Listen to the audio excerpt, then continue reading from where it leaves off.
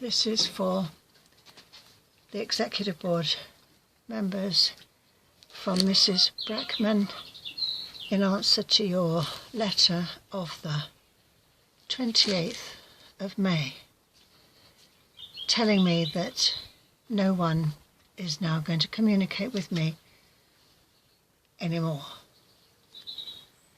This is to Emmeline Dole, Anne Davis, Glennog Davis, Hazel Evans, Linda Evans, Philip Hughes, Peter Hughes Griffiths, David Jenkins, Mai Stevens and Jane Tremlett. If we go to your letter, and really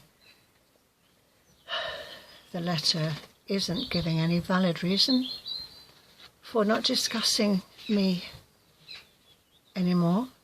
We can talk about the second paragraph. You say you had a wealth of background. Well, if you had a wealth of background, you would know that the council are responsible for rendering our home unsaleable and putting us in a position where we're going to be repossessed.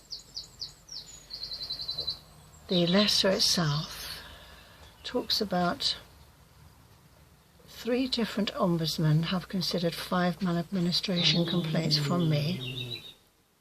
I have no idea what that means. That is, well, it just doesn't mean anything to me at all, because then it talks about 4 of those complaints were dismissed. 4 complaints were dismissed and only 1 was upheld? What does that mean? Because Peter Tyndall wrote a damning report on this council, and it was damning. So I don't see how that has any relation to why you won't communicate with me anymore, or why the review has been rejected. It doesn't make any sense. Then we go on to the insurers had rejected my claim for compensation. And if you have a wealth of evidence of you, as you say, a wealth of background, you will know that that was rejected on one ground only. That was that enforcement is discretionary, which it is. And the officers don't have to enforce. They don't have to use enforcement against unauthorised developments. However, the Waitmans who rejected my claim were fully aware of the fact that officers had denied all existence of all those developments for 10 years. So if you have denied existence of these businesses, unauthorised businesses, then they're not there, are they? So if they're not there, why would you even be talking about enforcement? Enforcement wouldn't come into it at all, on any level. On top of which, if you are denying they're there, how can you enforce against something that you yourself says isn't there? So we can see how this judgment was seriously flawed, and had I had the money to challenge it, I would have done. On top of which, even had they admitted it was there, you can't just simply ignore your enforcement duties if it's on the scale it was, if it included fraud, which it did, if it included illegalities, which it did. What are we saying about Carmarthen Council's departments if they can just simply ignore all of that? It's not possible. On top of which, again, if they want to ignore it, they're supposed to make out a report and explain why they're not taking any action. None of that happened. So we can take this out of this letter because it's not valid. It then goes on to talk about the your insurers threatening they would withdraw legal cover if you held a legal review. That would be understandable to hold a legal review because you couldn't do that. Or you say an independent one. Well, to hold an independent review wouldn't involve your insurers at all, as they have written to me and told me by email. They have no problem with an independent review. They have no problem with an ex gratia payment, which I have in writing. So I think we can take this out of the letter as well. It's not valid. So then we come on to, you talk about an ex gratia payment that would have to come from the authority's own funds, and so it should, because you've caused this damage to us, this huge financial damage you've caused us. So of course it should come out of your funds as an ex gratia payment. But you're saying that again, Zurich would withdraw cover. It's not true. They wouldn't. They've already written that to me in email. So that comes out of that letter as well, really. So actually we have nothing left in this this letter that makes any sense. There's not one valid reason for cutting off all contact with me, is there? You also should know how you caused this financial damage to us. This £80,000 loan that we had was in order that we could have our cattery, convert the barn, and we could have paid that back within the allotted time had we been able to implement our plans for a small business cattery and to convert the barn for a couple of holiday lets. And Mr. Roberts' income in Sussex was going to fund it. He was going to remain in Sussex for 4 years, and I was to remain here on my own and deal with everything that had to be done. We had the full permission for the cattery. We had put down a lot of money towards it, and the reason we couldn't have it was because of Carmarthen Council. No other reason, because of Carmarthen Council. When we bought this property, we didn't know, and we should have been told, because it should have shown up on our searches, that Blind Pant Farm was being developed into an industrial unit. But it wasn't on our searches, and the reason it wasn't on our searches is because it was all being allowed under the radar by corrupt officers. 2 families had already been driven out of here because of their complaints to you and to the neighbours about the noise emanating from this unauthorised development. The intimidation and threats were horrendous. We didn't know. And we didn't know because it was all under the radar. It was dishonest. So we bought this property in good faith. We then discovered the truth. You knew what was going on because you were allowing it. We didn't. So our rights were walked all over. By the time we had found out and Adam Price had written to the council, it was too late for us. We didn't know. The neighbours began their intimidation and threats towards us with a vengeance. 1 year we had been here. 1 year. Eddie had to come back from Sussex because it was too dangerous for me to live here on my own.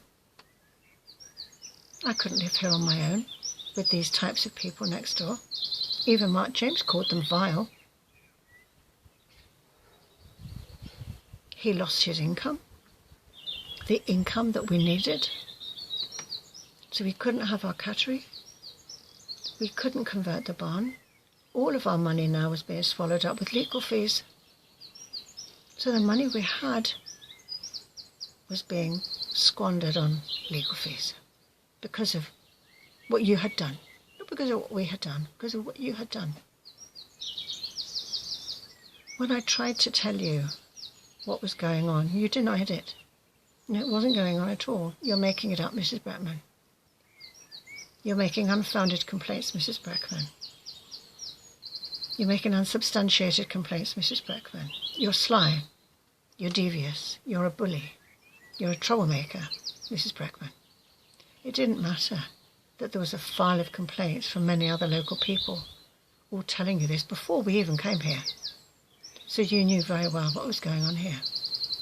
We weren't given the truth. We weren't given the opportunity because of your corruption, because of your lies, because it was all going on under the radar. That right for us to know was taken away by you. Added to which,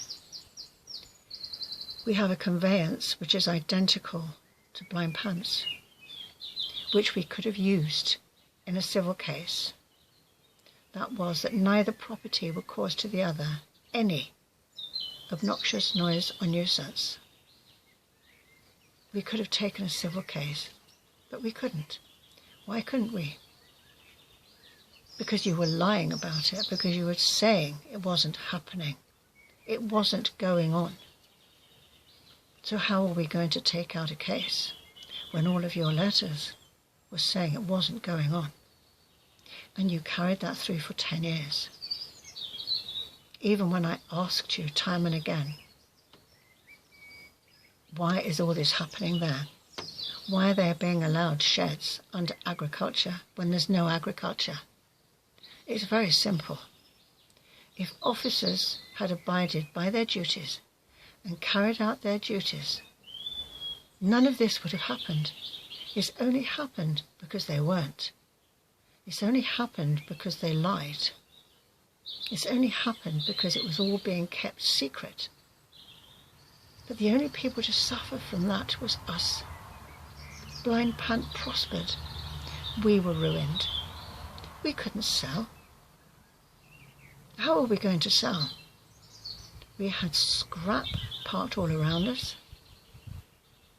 We had our right-of-way completely ruined. It was narrowed down, metal crush barriers, gates put on it. Everyone that came up or down was filmed or shouted at, as were we. We had lorries, scrap lorries parked right across our bedroom windows. How were we going to sell? They had done this to the people that had lived here for 26 years. They had done terrible things to them too, which you knew about. It was in letters to you. They had done it to the next person. That would be the person we purchased from. She was scared to death of them. I'm not surprised. They did terrible things to her. She got out in time.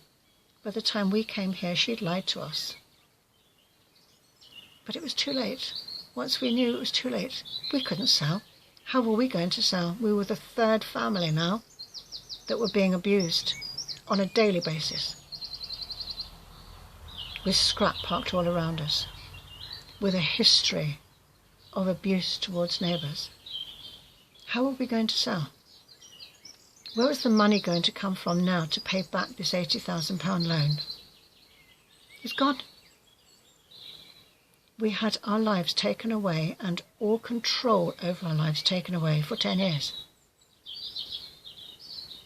When it came to public inquiry, because he didn't remove the hard stand when the council asked him to, so he appealed it, that was turned into a public inquiry. And it was turned into a public inquiry because the inspectorate believed there was too many questions that needed answering. And as it transpired, that was quite right, because the truth came out. Andrew Thomas himself admitted he'd been running his haulage business from there for 10 years. According to Ivan Bowen, it was never running from there for 10 years. It also transpired that there was zero agriculture, which I'd been telling the council as well. Zero agriculture. So if you're going to go with Town and Country Planning Act, the sheds that now stand towering over us should never be there. because they were built under agricultural rights. And there was no agriculture, no income from agriculture. There were two businesses operating from there, the other being a huge equine business, breeding and selling of horses. No change of use, no business rates paid. That's fraud. And this went on for 10 years. When I tried to get help for the abuse we were suffering and the threats from your own council because it was horrific, I was told it was all petty. Well, it wasn't petty to me. It made me ill. It was the most awful, horrendous way to be living. And all the while I knew that unless this council started to be honest and started to rectify the damage they were causing to us, that we were going to lose our home because we couldn't pay back this £80,000. So you have the truth. It doesn't matter about this ridiculous letter that you sent to me about Zurich withdrawing legal cover. That's not true. About the ombudsman, the 3 different ombudsmen, so I don't understand that, and that's not correct either. So the things you've put in there are, well, to put it politely, ridiculous and have no bearing on anything. So it's quite clear that had I come along to this meeting, this letter probably had already been written, because you're more concerned with destroying us totally than being honest about the corruption that has destroyed 2 people who did nothing wrong but got caught up in your corruption. And that's the truth. Everybody knew except us.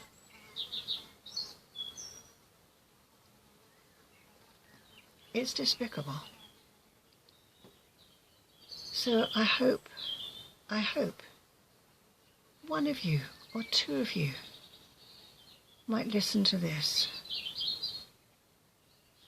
and accept that you failed, that you did what Adam Price accused you of, neglected your duties. As Kevin Campbell said, neglected your duties. As the planning inspector said, most enforcement cases are a dispute of some sort, but not like this, where justified complaints were ignored for years and years. And he said, I have never come across a case like this before, and I was an inspector for 24 years. It is shameful what you've done to us.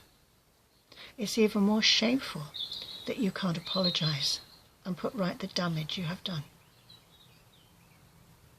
That you would rather see us end our lives in this way than apologise for what you did and are still doing.